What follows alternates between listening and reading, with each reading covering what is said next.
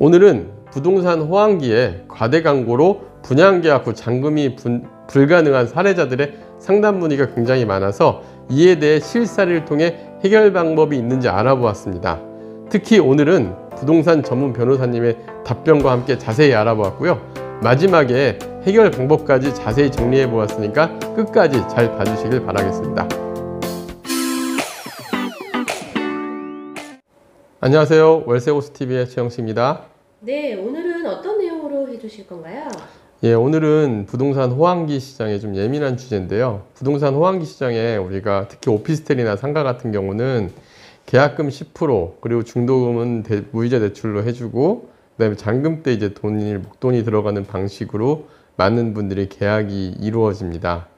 그런데 이제 부동산 호황기 때 많은 특히 오피스텔들의 그런 경우가 많았는데 뭐 계약금 10%만 내면 전매를 해준다든가 그 다음에 뭐 주택수가 미포함되니까 전매도 무제한 된다든가 특히 이제 용산이나 강남 이런 쪽에 막 그 고가의 오피스텔들 분양도 많이 이루어졌는데 이때 정말 자금 여력이 충분해서 나중에 끝까지 가져가시면 괜찮을 수도 있는 매물들이지만 당시에 워낙 집값이 막 올라가는 분위기다 보니까 잔금이 안 되는 분들도 전매해준다. 그 다음에 뭐 전세로 잔금을 할 수 있다. 이런 사례자들이 많다 보니 이제 이런 내용들이 있을 때 잔금 시점에 잔금이 부족한데 최근에 지금 금리가 오르고 부동산 시장이 꺾이다 보니까 이런 시점에 그러면 계약금 해지를 내가 계약금을 돌려받지 못하고 해지를 해야 되는 거 아닌가? 또 해지는 할 수 있는 방법이 있을까? 이런 문의가 되게 많습니다. 그래서 오늘 실제 사례자분 한 분 예를 들어볼 건데요.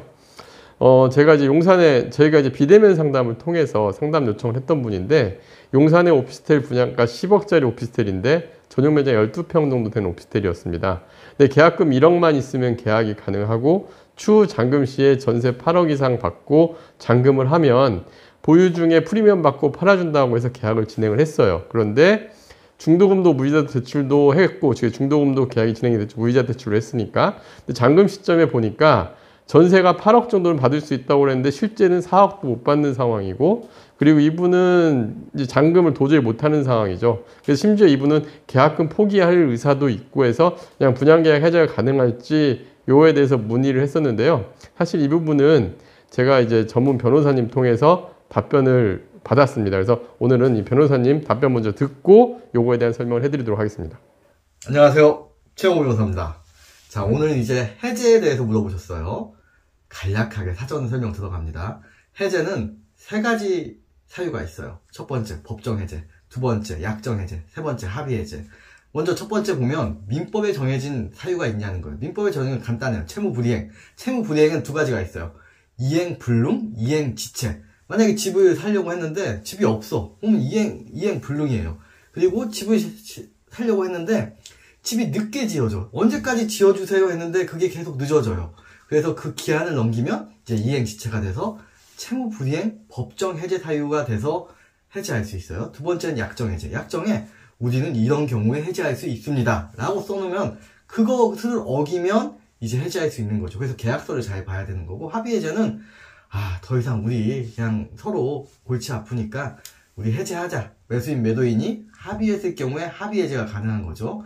근데 이제 오늘 이 경우 사안을 봤을 때는 채무불이행이 있느냐 좀 저는 이제 자세히 봐야 되겠지만 어려운 것 같아요. 두 번째는 뭐 계약서에 적혀 있는 약정 해제 사유가 있느냐 이 부분도 어렵지 않을까. 그리고 이제 약정 해제 사유에 해약금 해제가 있어요. 먼저 우리가 계약금 걸고 중도금 내기 전까지 내가 단순 변심으로 언제든지 해제할 수 있다. 근데 중도금까지 냈잖아요.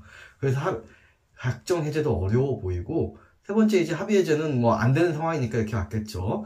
그래서 잠깐 좀 설명을 드릴게. 이렇게 잔금 마지막 잔금을 안 내고 버티고 있을 때 매도인의 경우에 생각을 해봐야 돼. 오히려 해제권은 매도인이 가지고 있겠죠. 매도인이 잔금 안 주는데 그럼 나 합의 해제할게. 나 그 약정 해제할게. 아니면 뭐 이행지체로 법정 해제할게. 해제 사유가 돼가지고 매도인이 해제권을 보유하고 있는데 매도인이 해제하게 되면은 사실은 다 비슷해요. 어떻게 비슷하게 되냐면은 법정 해제, 약정 해제, 우린 이미 계약금을 주면서 이건 손해배상액의 예정이거든요. 매도인이 해제를 하던 매수인이 해제를 하던 이 경우에는 사실은 이 계약금 정도의 손해배상이 예정이 돼서 매도인은 그 금액을 몰취를 할 수 있어요.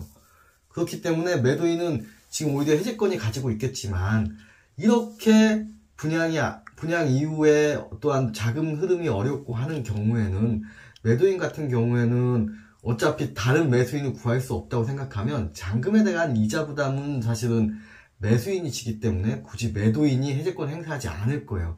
그래서 아마 이 상황을 타개하기는 좀 어렵지 않을까라고 생각이 들어요.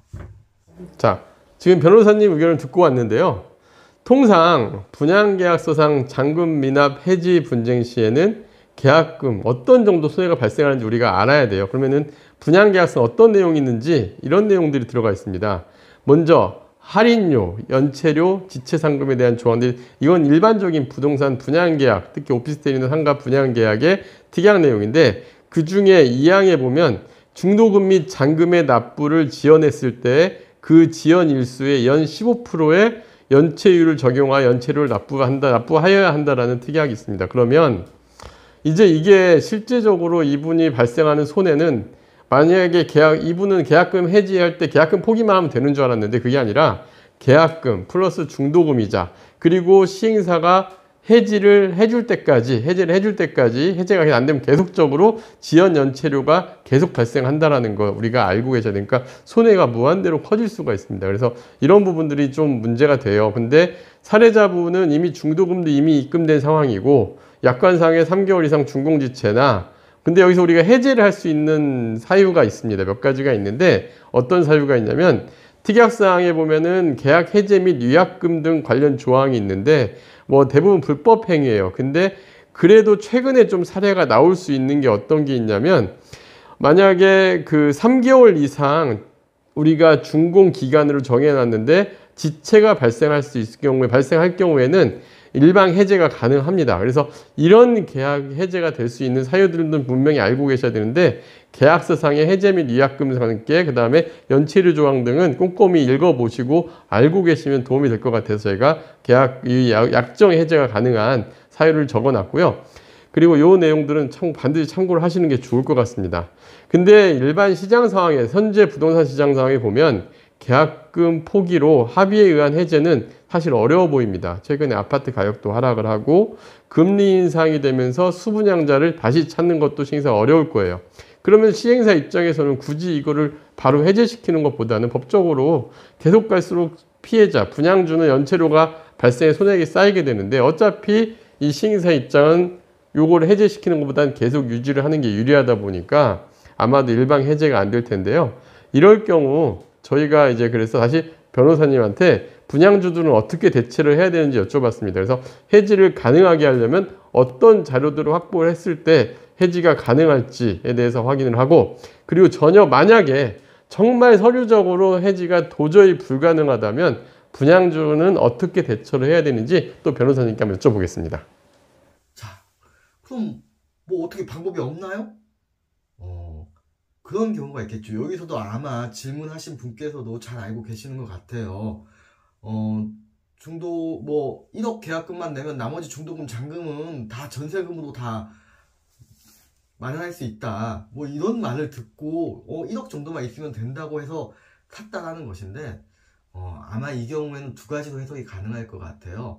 이제 이게 어떠한 그 매도인의 의무가 됐을 때, 이 전세자를 임차인을 구해준다는 걸 지키지 않았기 때문에 채무불이행이 되느냐 라고 하는 법정 해제 사유가 되는지 하나를 볼 수 있는 거고, 두 번째는 1억만 주면 돼? 9억짜리 살 수 있어? 돈이 얼마가, 수익이 얼마야?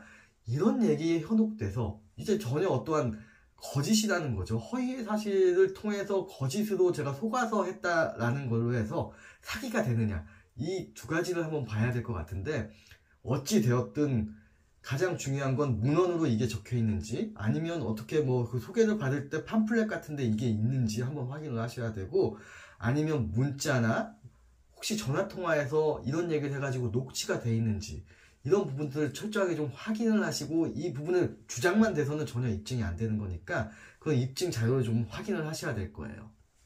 자, 이제 마지막으로, 사실은 이건 우리나라식 해결 방법이에요. 민사의 형사화라고 하죠. 일종의 분양 사기라고 해서 경찰서에 고소를 하고 사기가 되는지 안 되는지 일단 확인을 해야 돼요.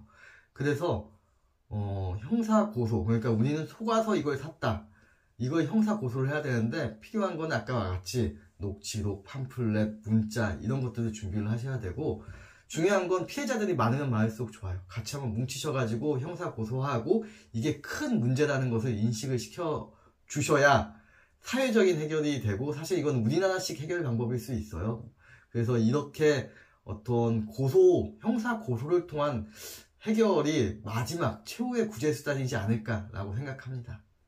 자, 우리 변호사님 의견을 들었던 것처럼 사실 해지를 하려면 계약 당시에 우리가 잘 계약을 해야 하고, 그 다음에 만약에 정말 어쩔 수 없이 안 될 경우 형사고소까지도 생각을 해야 되는 상황이네요. 그런데 정말 이게 어려운 거죠. 그래서 저는 분양계약 당시 여러분들이 이 점 정도는 알고 분양계약에서 좀 유의해서 계약을 했으면 좋겠습니다. 뭐든지 일이 벌어지고 나서 해결하는 건 너무 어려워요. 그러니까 일을 벌리기 전에 내가 어떤 거를 알고 벌려야 되는 게 중요한데, 제가 생각하는 분양계약 시 유의사항을 한번 정리를 해봤습니다. 제일 중요한 거, 첫 번째, 상가나 오피스텔 아무리 계약금 10%만 있어도 된다고 하지만 내 자산 상황을 고려해서 최악의 상황에서 잔금이 가능할지 자금 계획을 세밀하게 세워야 됩니다. 근데 이거는 이제 말은 쉽지만 이렇게 했으면 좋겠어요. 아무리 대출이 가능하다고 해도 최소 50% 이상의 자금은 준비될 때 분양계약을 진행을 하시도록 말씀을 드리고 싶어요. 아무리 거기가 미래 가능성이 높고 또 정말 좋은 물건이라 하더라도 최소한 내 자금 플랜을 세우고 준비하셨으면 좋겠고요. 그 다음에 두 번째, 정말 현혹돼서 한다고 하더라도 정말 너무 물건이 좋은데 잔금은 나중에 들어올 때가 있어서 해야겠다 생각을 했을 때, 계약금 10% 또는 전매해준다는 직원들의 분양하는 직원들의 말이 있다고 한다면 계약서상에 잔금 시점까지 전매가 불가능할 경우에 조건 없이 해지하기로 한다라는 특약 같은 것도 우리가 요구를 할 수 있습니다. 그리고 계약서상에 명시해 줄 것도 요구할 수 있거든요. 최근에 실제로 이렇게 계약서상에 명시하신 분도 있는데, 물론 분양계약의 주체가 신탁사, 시행사, 분양대행사, 다양한 이해당사자가 있다 보니까 이런 게 어려울 경우도 있습니다. 만약에 특약이 넣는 게 불가능하고 어렵다고 한다면은 분양대행사 직원의 전세 확정 잔금 이런 내용들이 있다고 한다면은 사전에 서로 대화 조율을 통해서 분명히 해주신다고 했으니까 녹취해서 증거로 녹취록이라도 확보로 하는 게 그래도 아무래도 잔금 시점에 잔금이 안 될 경우에 협의라도 할 수 있는 조건이 되니까 녹취록이라도 가지고 계시는 게 좋을 것 같고요. 요즘에 핸드폰으로라도 쉽게 할 수 있으니까 이거는 얼마든지 하셔도 될 것 같습니다. 그리고 만약에 이런 것도 준비가 안 됐다고 한다면은 최소한 분양계약 시에 승률 보장이라든가 기타 광고상의 자료 같은 게 있다고 한다면은 잔금 시점까지 절대 폐기하지 마시고 이런 것도 계속 보관하고 있다가 정말 아까 우리 변호사님이 얘기하신 것처럼 감정정서법, 우리가 국민감정법이라고 하는데 우리나라에서만 특이한 사항이라고 하잖아요. 계약서 서류상으로는 안 되는 거지만 다수의 피해자들이 모였을 때 합의를 할 수 있는 근거 자료들을 제시는 할 수가 있거든요. 그래서 이런 것들을 잘 보관하도록 하면 그래도 좀 낫지 않을까 생각이 듭니다. 오늘 내용이 특히 최근에 많은 분들이 이런 피해자들이 있다 보니까 저희한테 너무 많은 문의가 오기도 하고 또 한 번쯤은 주지해야 될 내용 같아서 좀 자세히 정리해 봤으니까요. 오늘 내용은 여러분들에게 많은 도움이 될 수 있을 것 같습니다. 네, 다음 영상도 기대하겠습니다. 네, 감사합니다.